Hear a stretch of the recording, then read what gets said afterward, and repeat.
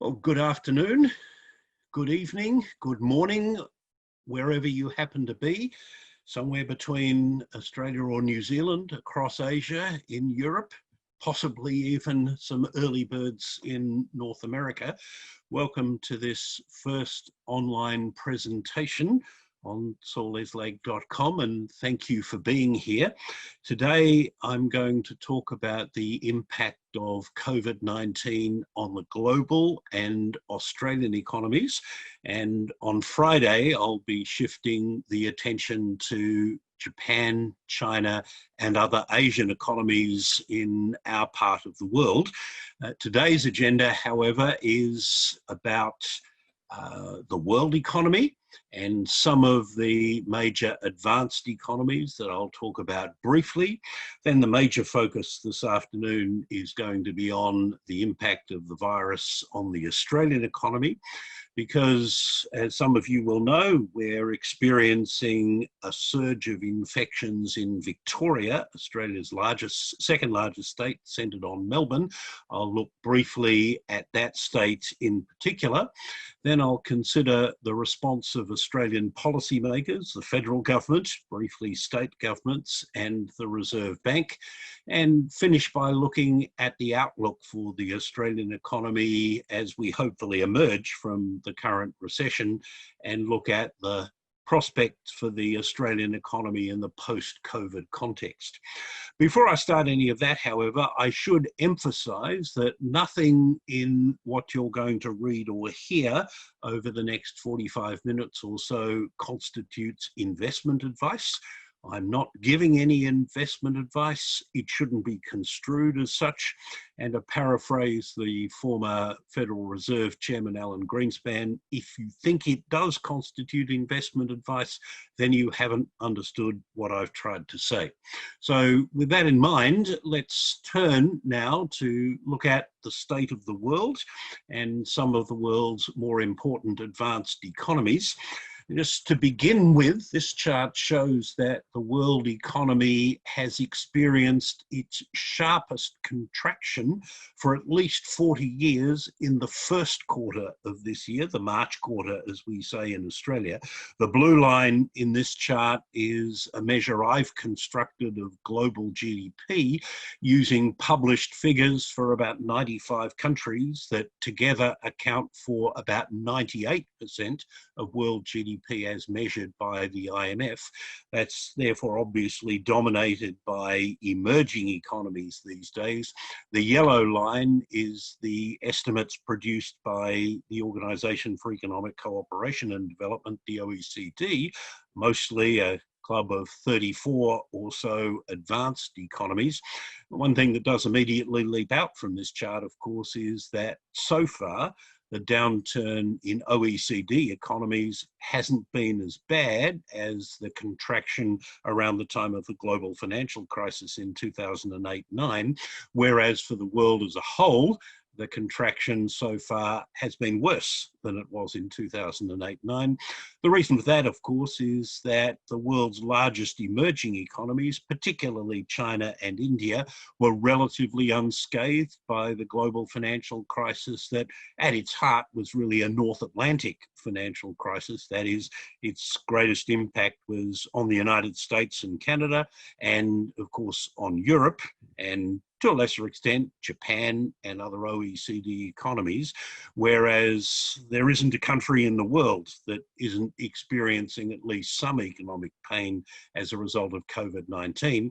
And of course, the Chinese economy, which in the way that this world average is constructed, is the largest single contributor to it, experienced a very sharp contraction in the March quarter, which inevitably dragged the overall figure down.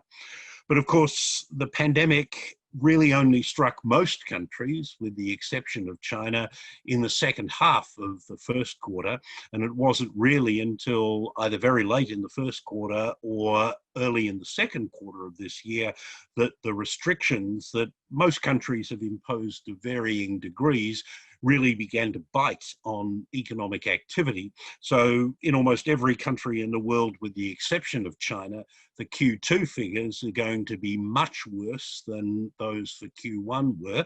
And of those countries that have released their Q2 figures so far, apart from China, that's just Korea and Singapore, that really bears that out.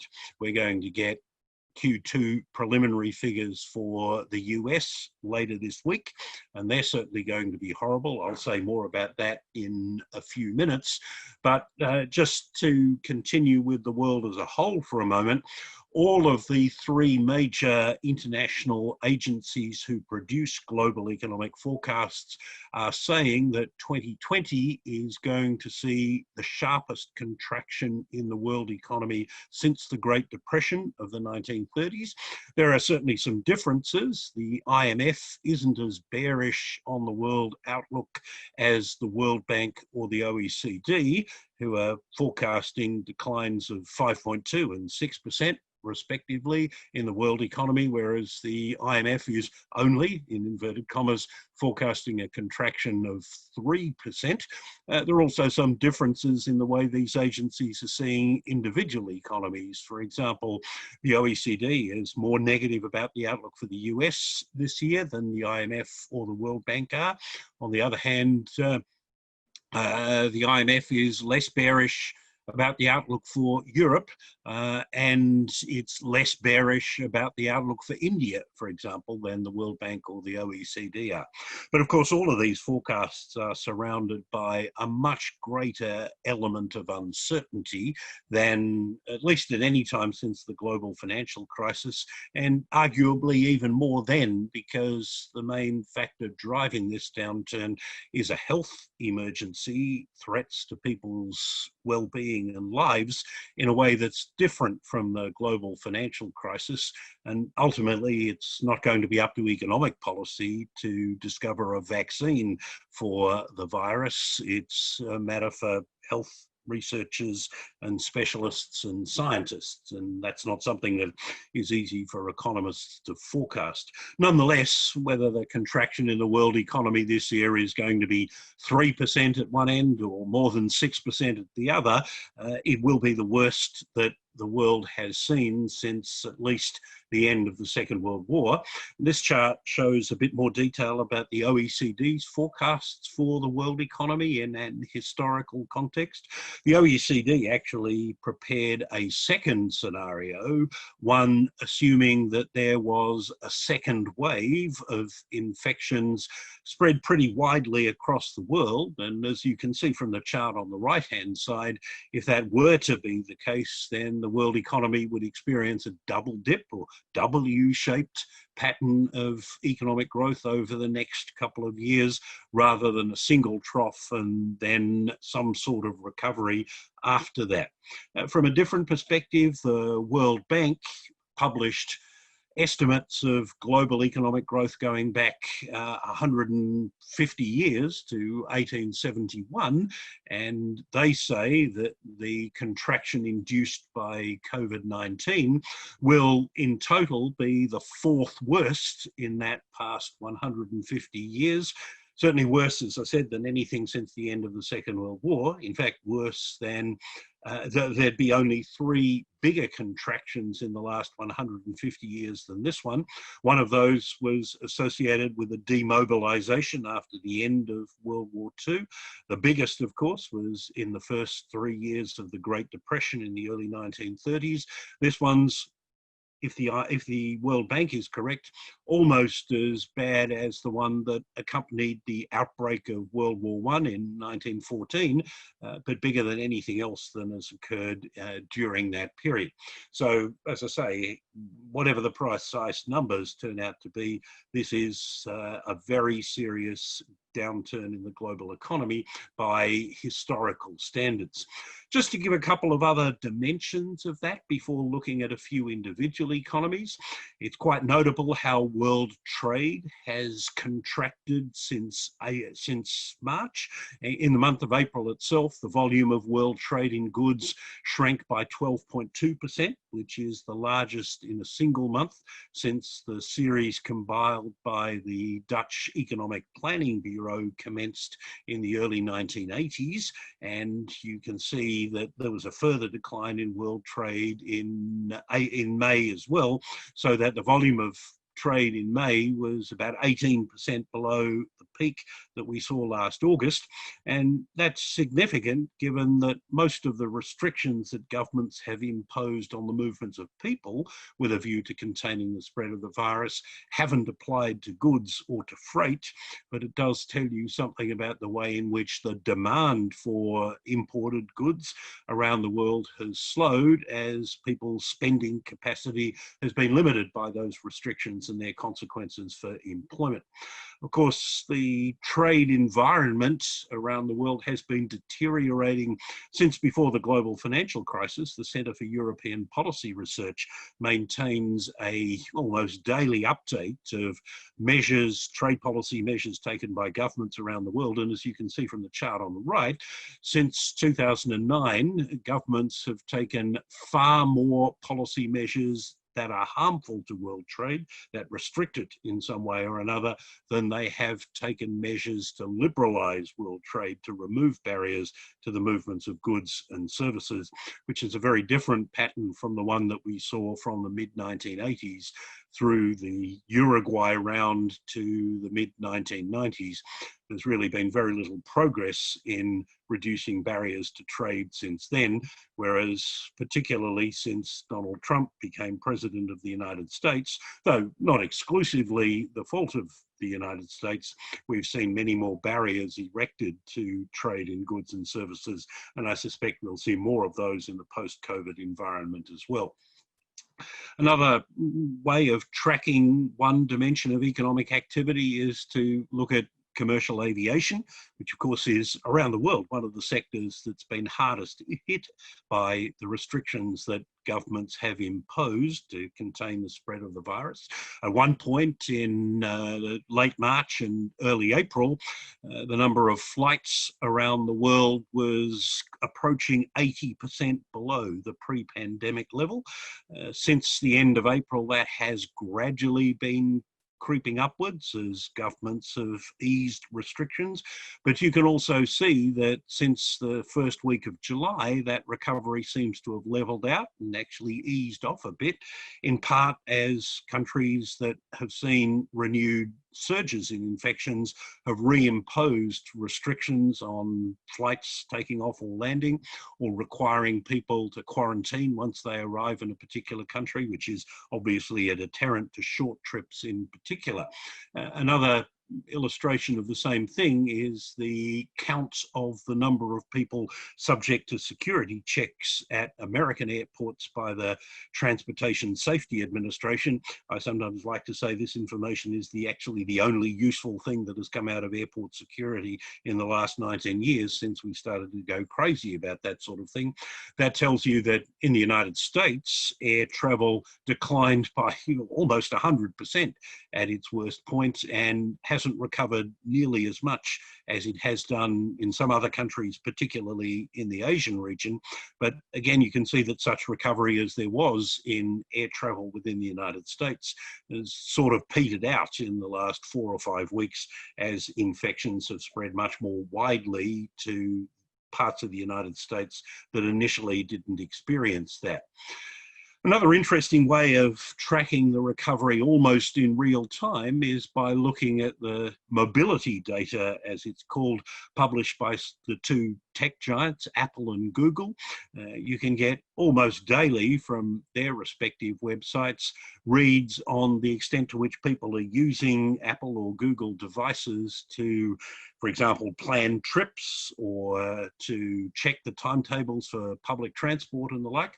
And those figures suggest that in most countries around the world, mobility bottomed around the end of March and through April, and that since then things have been going back to normal at different rates, depending on how much countries have been easing their restrictions. To take Sweden as an example, which took a fairly hands-off approach to the threats posed by the virus, the level of driving activity, which never really fell all that much, is now almost twice as much as it was earlier this year. Some of that's, of course, seasonal. It's not easy to drive in Sweden in the middle of winter, as you might expect. And there's a lot more driving being done now.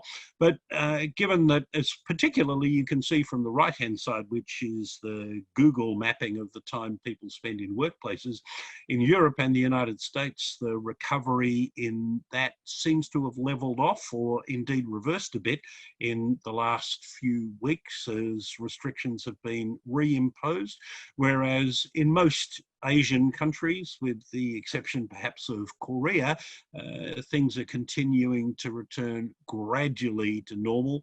And that, of course, reflects the somewhat greater and ongoing success that most Asian countries, apart from India, the Philippines, and Indonesia, have had in containing the virus, by contrast with the way that in Europe, where most countries had got on top of the spread of infections after a pretty nasty early experience in countries like Spain and Italy, and subsequently the UK and France, they're seeing renewed outbreaks. And of course, the US has never really gotten on top of the virus, in part because of the half-hearted or ham-fisted way in which the Trump administration has gone about responding to it, and the different interpretations of what needs to be done by different states and city governments across the United States. That's, of course, real-time data, and it's playing a heightened role in enabling people to track what's going on. There are, of course, more traditional economic indicators that can provide timely insights into the path of different parts of economies. And one of the most popular ones over the past 15 years or so has been the purchasing managers indexes that in the United States have been around since the late 1940s, but in most other countries are more recent developments.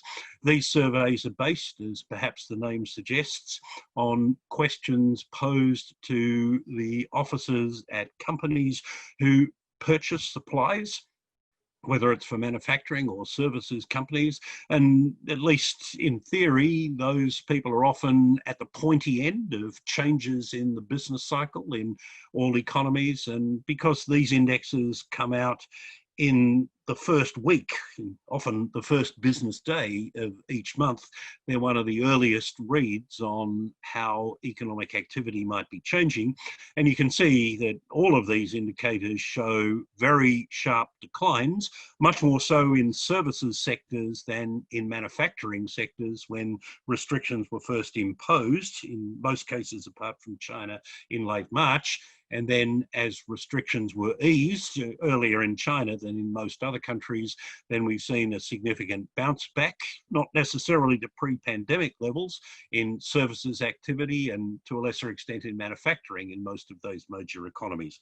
The June readings of the purchasing managers indexes for most economies, well, sorry, I should say the July readings will be coming out next week, and some of those will probably show a setback to the recoveries that occurred in May and June, because, as I've mentioned, some countries have deemed it necessary to reimpose restrictions. But these are another useful shorthand and timely way of gauging how manufacturing and services activities in most of the more important economies around the world are tracking, and you get that much earlier than official data on things like employment or gross domestic product. In response to this very severe downturn in economic activity, governments around the world are actually doing more by way of fiscal stimulus, particularly on the spending side, than they did during the global financial crisis. And that's despite the fact that most countries have gone into this downturn with their public finances in much worse shape than they were before the global financial crisis hit, in large part because of what they did during the global financial crisis.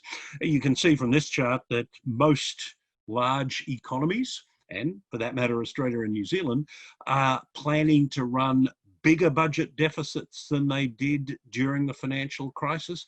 Japan is to some extent an exception to that, and so too is the UK, but only because the budget deficits the UK ran during the financial crisis were bloated by the takeovers that the government made of a couple of very large banking institutions in that country. If you took those out, then the UK, like the other major economies, would also be doing considerably more by way of fiscal stimulus than they did in 2008-9. And later on, I'll look at what the Australian government is doing in the fiscal space in more detail than I have here. In addition to fiscal stimulus, central banks have been doing what they can. Most central banks have cut interest rates to record lows. That was largely accomplished in March. Of course, most central banks which hadn't raised their interest rates in the decade after the financial crisis didn't really have much scope to cut interest rates. But the Federal Reserve, which had raised its federal funds rate or cash rate by more than 2 percentage points between mid-2016 and the middle of last year, pretty promptly cut them back almost to zero in the first 2 or 3 months of this year.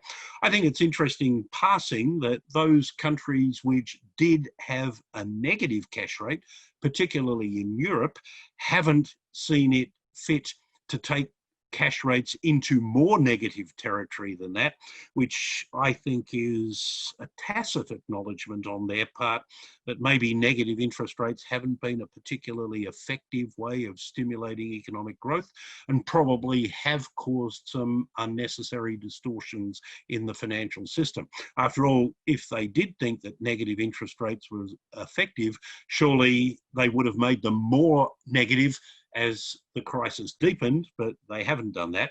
Instead, what we've seen is major central banks doing more of the quantitative easing than they did during the global financial crisis, or in the case of the Bank of Canada, which didn't join that particular party 12 years ago, they've certainly been doing it in spades during this one. What we mean by quantitative easing is central banks buying large quantities of government bonds and in some cases other types of bonds as well, such as mortgage-backed securities or corporate bonds. The Federal Reserve in particular has been doing a lot of that, as has the European Central Bank and the Bank of Japan. Some central banks, again, particularly the European Central Bank and the Bank of England, although the Federal Reserve has also started to do this as well, have been lending directly either to banks or to other parts of the economy. In the US, the Federal Reserve has been lending directly to non-financial businesses and buying commercial paper and things like that.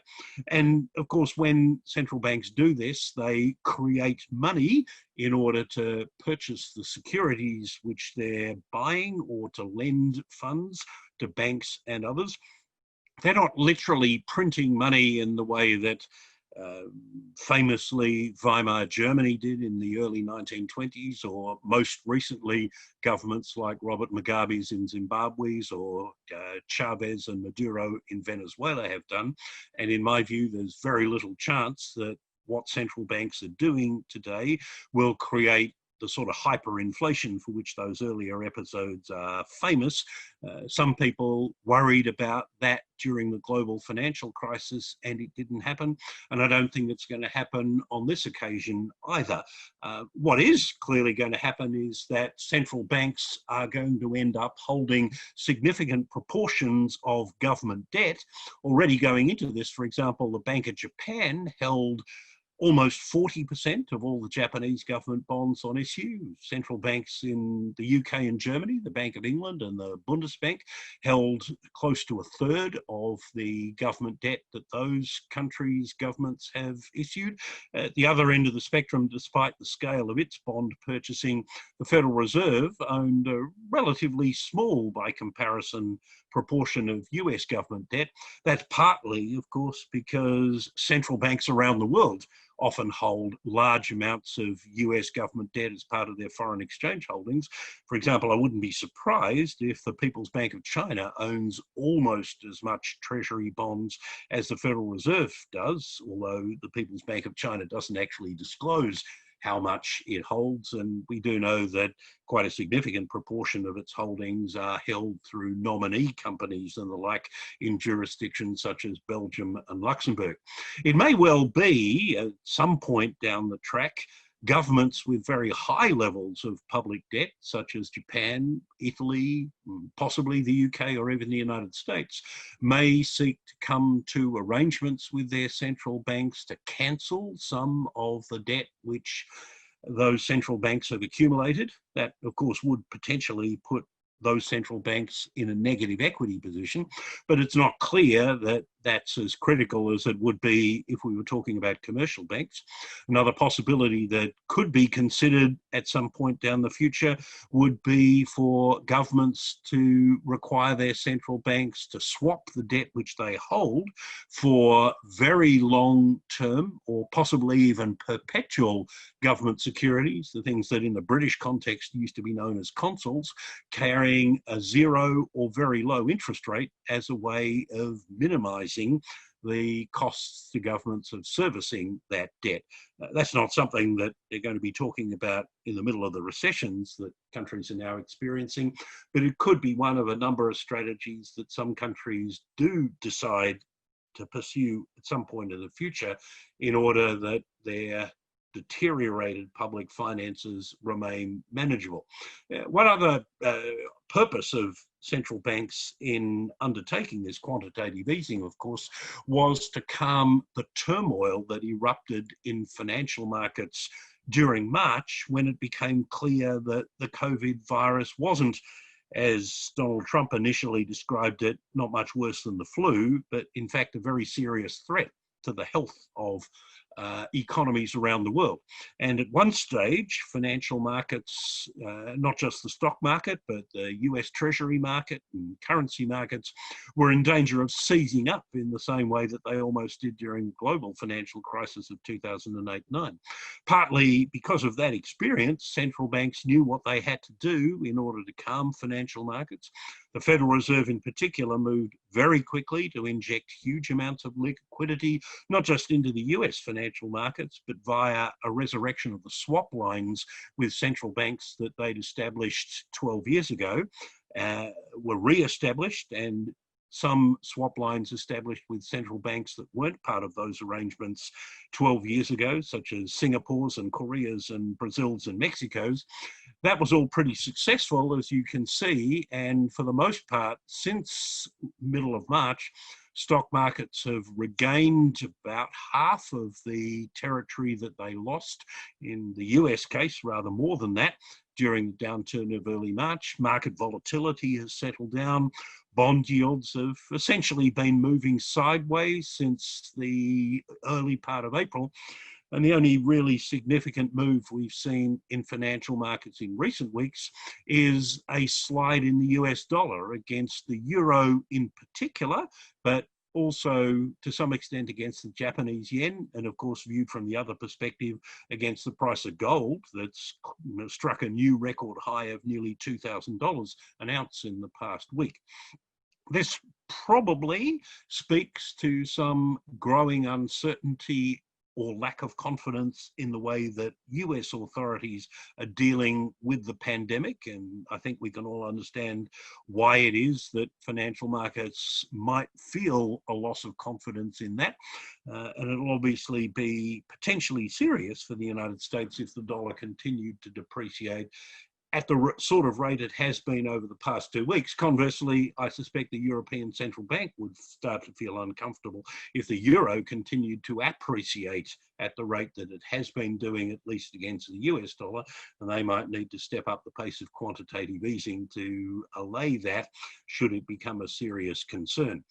It is also interesting for any monetarists that there might be among the audience this afternoon or this morning that the quantitative easing that central banks have been undertaking since middle March has resulted in a much faster acceleration in broader measures of the money supply than occurred during the financial crisis of 2008-9.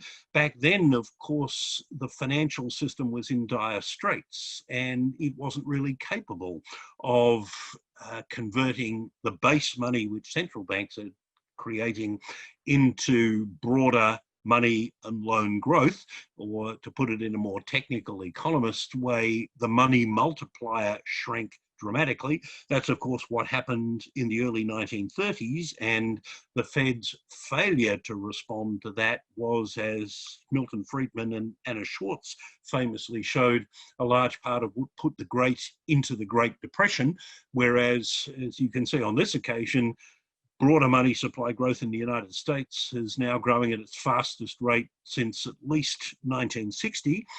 In Japan, which has had enormous difficulty generating faster growth in credit and lending over the last 30 years, its measure of broader money is growing at its fastest rate since 1991. Europe isn't setting any records yet, but certainly money growth has accelerated there. It's probably the case that this increase in money supply growth reflects a demand for liquidity for precautionary purposes from the business sectors of these major economies, who perceived a need to raise cash to tide them through an extended period where they expected they wouldn't have much, or in some cases any revenue. And it'll be interesting to see whether over the next few months or so that money growth fades away or not. Certainly, as I said before, there's no evidence at all that this faster growth in money supply has caused any acceleration in inflation. Of course, adherents of Milton Friedman's theories would remind us that the lags between money supply growth and inflation are long and variable, and we certainly haven't had nearly enough time since money supply growth started to expand for that to show up in inflation if it was ever going to. I'd still argue, as most economists would, that deflation is probably a bigger risk in these circumstances than inflation, but there could perhaps be some more justifiable concerns on that front, especially if some governments decide to go down a more protectionist path in the name of, for example, ensuring greater security of supply of various products and not being so heavily reliant on imports. But there are still likely to be some pretty powerful deflationary pressures over the medium term, associated not just with technology and competition from emerging markets, which have been with us for most of the last 20 or 30 years, but potentially also from persistently high unemployment and hence downward pressure on wages in advanced economies as well as in large parts of the developing world. I want to turn now to look quickly at some of the major advanced economies and how they're faring. I won't be talking here about Japan, China, and other Asian economies, because that'll be the focus of the second of these webinars that's on Friday afternoon. But we can see clearly here that already in the March quarter, the US had begun to experience a very sharp contraction. Real GDP shrank by 5% at an annual rate in the March quarter. That was the sixth largest contraction in the last 70 years. And we know from the weekly New York Fed Economic Index, which is calibrated to mirror what's happening to real GDP, that in the second quarter, when those numbers are released as a preliminary estimate this Thursday evening, our time, they're likely to show an annualized decline of more than 30% in the second quarter. That would be the largest quarterly contraction on record since the US first started publishing quarterly estimates of real GDP in 1948, and the annual decline in real GDP will almost certainly be the biggest since the early 1930s, as I mentioned before. There are some tentative signs from the first 3 weeks of July that third quarter GDP growth could be positive, but of course we'll need to see how the US economy responds to the spread of the virus, particularly in southern states and in California in recent weeks, to see whether or not that apparent momentum will be sustained or not. Consumer sentiment certainly hasn't recovered in the US after the largest single monthly decline in April that had been recorded in the last 60 or so years. Housing starts haven't fallen all that much, but they're still below pre-pandemic levels. Retail sales have gone back to pre-pandemic levels after very strong gains in May and June, but interestingly, on the production side of the US economy, industrial production is still more than 10% below its February level, despite a strong gain in May. And of course, most of that was due to a rapid turnaround in motor vehicle production. The impact on the labour market in the United States has been particularly severe. Since the third week of March, more than 32% of the American workforce have filed claims for unemployment benefits. And although the rate of new claims has slowed substantially since late April, it is still higher than it has been at any time in the 52 years since this series first began to be published in 1968. There have been an enormous amount of layoffs, more layoffs than in the recession of the early 90s, in the aftermath of the tech wreck in 2000, or during the global financial crisis in 2008. And of course, that culminated in a record decline in employment of almost 5 million, of more than 20 million, I should say, in the month of April. And although we've seen quite strong job gains in May and June since then, the level of employment in the US is still almost 10% below its pre-pandemic peak. Of course, inevitably, a lot of the people who've lost their jobs in April and March and haven't been able to regain them subsequently have given up looking for work, either because they weren't allowed out to look for work, or they didn't see much point in looking for work because there wasn't much prospect of finding any. If you add those folks back into the unemployment count, then the unemployment rate in the United States would have peaked at over 19% in April, rather than the recorded measure of about 14%. The official unemployment rate has fallen to 11% as of June. But again, if you counted folks who've dropped out of the search for work, it would have been 14.5%, which would have been the highest since the early 1940s. You can see that effect of people dropping out of the workforce from the participation rate. Although that has recovered a bit since April, June's figure is still the lowest it's been since June 1976. Or if you look at the proportion of the population in the US aged 15 and over who have a job, that at just under 55% in June was, apart from April and May, the lowest in the post-war era. You sort of have to go back to the 1950s, the Eisenhower era, when most women didn't work, to have the proportion of the US workforce with a job as low as it has been in the month of June.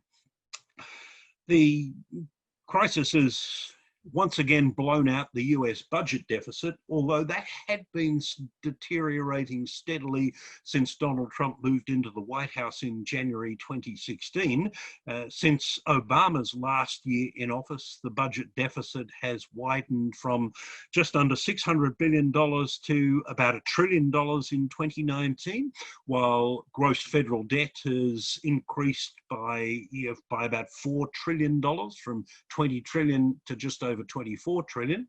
In March, before the pandemic really set in, the Independent Congressional Budget Office was suggesting that the US budget deficit would remain above $1 trillion every year for the next decade, getting closer to $2 trillion by the end of this decade.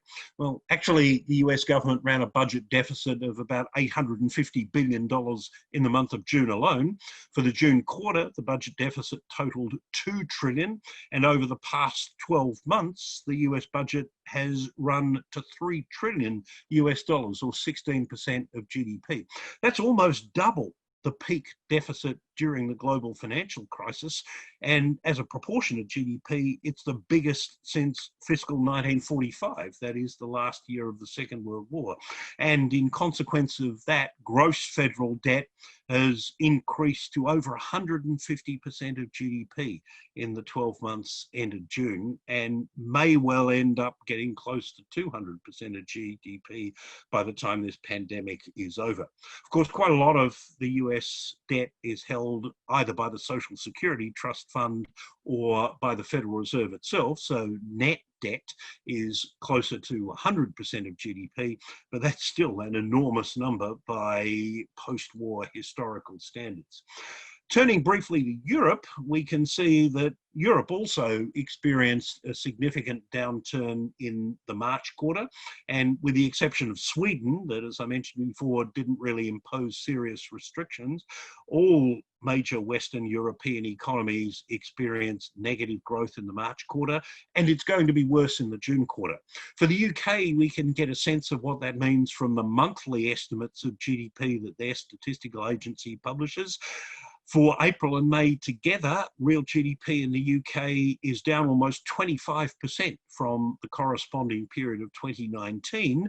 And that means that without a big recovery having occurred in June, the decline over the year to the second quarter of 2020 is likely to be of the order of likely to be more than 15%, which means it will be the biggest contraction in the UK economy since 1706. I'm not entirely sure what was going on in 1706. Almost certainly it was a cold winter or a bad harvest, because agriculture represented a much bigger proportion of the British economy, like it did of virtually every other economy 300 years ago, and bad seasons could make a mess of whatever way it was that economic activity was recorded back then.